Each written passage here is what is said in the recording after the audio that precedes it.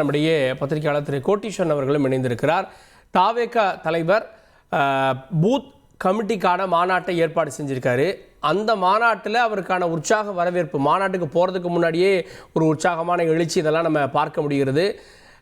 இந்த road show அப்படின்றத எப்படி பார்க்குறீங்க? பிரதமர் இந்த மாதிரி ரோட் ஷோவில் ஈடுபட்டிருக்காரு, தமிழக முதலமைச்சர் ஈடுபட்டிருக்காரு, விஜய் கோவை போகிறதே ஒரு ரோட் ஷோவாக திட்டமிடப்பட்டிருக்கு. உங்களுடைய பார்வை? நேயர்களுக்கு வணக்கம். முதல்ல வந்து பாத்தீங்கன்னா இது ரோட் ஷோ அப்படின்றது பார்க்கும்போது மற்ற தலைவர்கள் பண்ணிருக்கிறாங்க ரோட் ஷோ. இந்த ரோட் ஷோ வந்து கொஞ்சம் வித்தியாசமானது. என்ன வித்தியாசமானதுன்னா இது வந்து கொஞ்சம் ஆர்கானிக்கா இருக்கு. அதாவது கூட்டம் பாத்தீங்கன்னா எல்லாமே இளைஞர்களோட கூட்டமா இருக்கு. எதிர்பார்த்ததை விட அதிகமான கூட்டம் இருக்கு. அரசியலை கூர்ந்து கவனிக்கிற நம்ம ஓரளவுக்கு பார்க்கும்போது வந்து பாஜகக்கோ இல்ல திமுகக்கோ இல்ல அண்ணா திமுகக்கோ இருக்கிற அந்த கூட்டத்தை விட இந்த கூட்டத்துல ஒரு எழுச்சி தெரியுது. அது தொண்டர்கள் வந்து அந்த கட்டுக்கடங்காத ஒரு கூட்டம் போல அவங்களோட பிஹேவியர் இருக்கு. அப்போ இந்த வழக்கமா இந்த சினிமா ஸ்டார்ஸ் அப்படின்னாலுமே இந்த ஃபேன் ஃபாலோவிங்ஸ் அதிகமா இருக்கும். இந்த ஃபேன் ஃபாலோவிங் நாளைக்கு அப்படியே தொண்டர்களா மாறுறாங்க அப்படின்னா விஜய் வந்து அரசியல்ல வந்து ஒரு முக்கிய இடத்துக்கு போறது வந்து தவிர்க்க முடியாத ஒரு பொருளாக நான் பார்க்கிறேன். அதை தாண்டி இந்த ரோட் ஷோ என்ன காட்டுதுன்னா, ஒரு சினிமாக்கு ஃபர்ஸ்ட் டே ஃபர்ஸ்ட் ஷோக்கு போற கூட்டத்துக்கும் இதுக்கு வர கூட்டத்துக்கும் ரெண்டுத்துக்கும் வித்தியாசம் இருக்கும். நபர்கள் ஒன்றாக இருக்கலாம், பட் அதனுடைய நோக்கம் வந்து அந்த படம் நல்லா ஓடணும், தன்னுடைய ஹீரோ வந்து நிறைய படம் நடிக்கணும், காசு பண்ணணும் அப்படின்றது. இது வந்து அரசியலை பொறுத்தவரையிலும் பாத்தீங்கன்னா ஏழைகளுக்கோ இல்ல பொதுமக்களுக்கு உண்டான பாதிப்புகள் பிரச்சனைகளை வந்து விஜய் பேசினாதான் இதை பண்ண முடியும். அப்படி விஜய் பண்ண போற ஒரு விஷயத்துக்கு வந்து இவ்வளவு கூட்டம் வருதுன்னும் போது இது வந்து ஒரு நல்ல மாற்றமாக இதை பார்க்கலாம். அவர் முதல் மாநாட்டை கோவையில் திட்டமிட்டிருக்காரு. ஏற்கனவே கோவையை குறிவைத்து திமுக இந்த 5 வருடங்களாகவே பணிகளை மேற்கொண்டுட்டு இருக்காங்க. விஜயும் இப்போ கோவையில் தன்னுடைய முதல் பார்வையை வைக்கிறாரா? இந்த கொங்கு மண்டலம் சார்ந்த வாக்கு வங்கி எப்படி பார்க்குறீங்க? ஒரு ரொம்ப துல்லியமான கேள்வி நிறைய கேட்டிருக்கீங்க. நம்ம வந்து கொங்கு மண்டலம், சென்னை மண்டலம், அதாவது நார்த் தமிழ்நாடு, அதுக்கப்புறமா பாத்தீங்கன்னா உங்களுக்கு திருச்சி டெல்டா, தஞ்சாவூர் அந்த திருச்சியை சுத்தி இருக்கக்கூடிய டெல்டா, அதுக்கப்புறம் வந்து நமக்கு சவுத் சைடு திருநெல்வேலி, தூத்துக்குடி, கன்னியாகுமரி அதெல்லாம் சேர்த்த ஒரு 4 பகுதிகளாக நீங்க தமிழ்நாடு வந்து பிரிக்கலாம். அப்படி பார்க்கும்போது இதுல வந்து எதனா ஒரு ஜோன்ல வந்து ஒரு பொலிட்டிக்கல் பார்ட்டி கண்டிப்பா ஸ்ட்ராங்கா இருக்கணும். உதாரணத்துக்கு எடுத்தீங்கன்னா திமுக வந்து சென்னை மண்டலத்துல வந்து எப்பயுமே வந்து ரொம்ப ஸ்ட்ராங்கா இருப்பாங்க. அது வேலூர் வரலும் போகும். கிட்டத்தட்ட நமக்கு வட ஆற்காடு, தென் ஆற்காடு எல்லாம் சேர்ந்து திருவள்ளூர்ல இருந்து ஆரம்பிச்சு சென்னைக்கு இது பண்ணி வேலூர் வரலும் போகும். சென்னை வந்து பாத்தீங்கன்னா சென்னை மண்டலத்துல திமுக எப்பயுமே ஸ்ட்ராங்கா இருக்கும். அண்ணா திமுகவை பொறுத்தவரையிலும் பாத்தீங்கன்னா கொங்கு மண்டலத்துல ஸ்ட்ராங்கா இருக்கும்.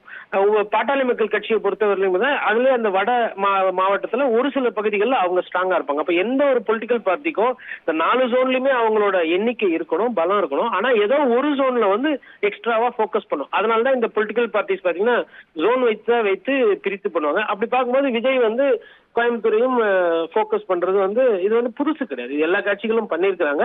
விஜய்க்கு வந்து கோயம்புத்தூர்ல என்ன பொறுத்தவரையிலும் இந்த காட்சிகளை தந்தி தொலைக்காட்சி வழியாக நானும் பார்க்கிறேன். பார்க்கும்போது எதிர்பார்த்ததை விட இது கூட்டம் கொஞ்சம் அதிகமாக தான் தெரிகிறது. இது ஃபேன் டேம் அப்படின்னு மட்டும் நம்ம சொல்லிட முடியுமா? இது வந்து ரசிகர்கள் இன்னும் சொல்லலாம் 12 வருஷம் கழிச்சு நேரடியாக பார்க்குறாங்க கோவையில். இந்த உற்சாக மிகுதிய ஃபேன் அப்படின்றத தாண்டி வாக்காளர்கள் அப்படின்னு எப்படி ஒப்பிட்டு பார்க்கறது? அதாவது ஃபேனுக்கும் கட்சி தொண்டர்களுக்கும் என்ன வித்தியாசம்னா, ஃபேனுக்கு வந்து பாலாபிஷேகம் பண்றது, தலைவான் கத்திட்டு ஓடுறது, வீடை வந்து சரியாக கவனிக்காம இருக்கிறது அந்த ஒரு ஃபேன் ஃபாலோயிங்கோட தன்மை.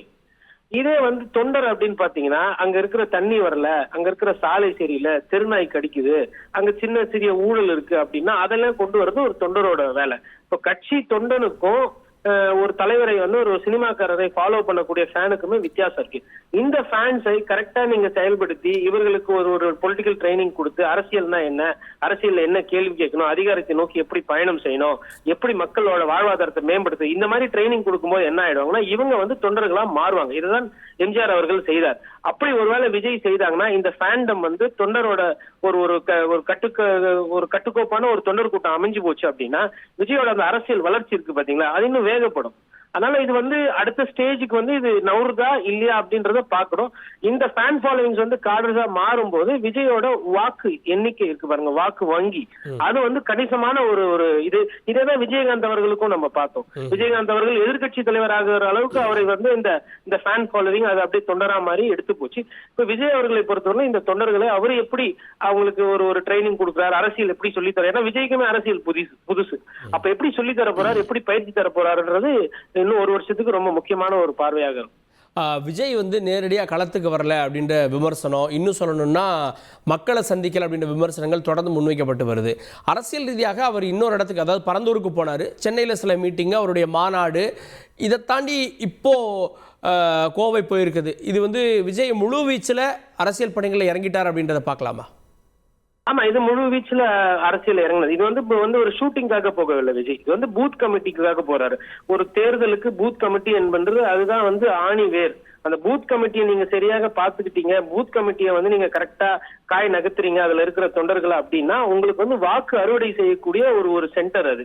அந்த பூத் கமிட்டி மாநாடுக்கு போறாரு. அந்த பூத் கமிட்டி எப்படி கையாளுறது, அதுல எப்படி ஆட்கள் போனோம், அதுக்கு என்ன பயிற்சி தேவை, கண்டிப்பா அரசியல் பேசுவார். அதெல்லாம் பார்க்கும்போது இது வந்து 100% வந்து ப்ராப்பரான அரசியல். அதாவது அரசியல்வாதிகள் என்ன நினைக்கிறாங்கன்னா, நிறைய நேரத்துல உதாரணத்துக்கு தவறாக நினைத்து விடக்கூடாது. ஐயா ஓபிஎஸ் இருக்கிறார்கள், அவர்கள் வந்து ட்வீட் போடுறது, அறிக்கை விடுறது, பாராட்டுவது, விமர்சனம் செய்வது, அறிக்கை வாயிலாக இல்ல பத்திரிகைகள், இதோட அரசியல் நிக்குது.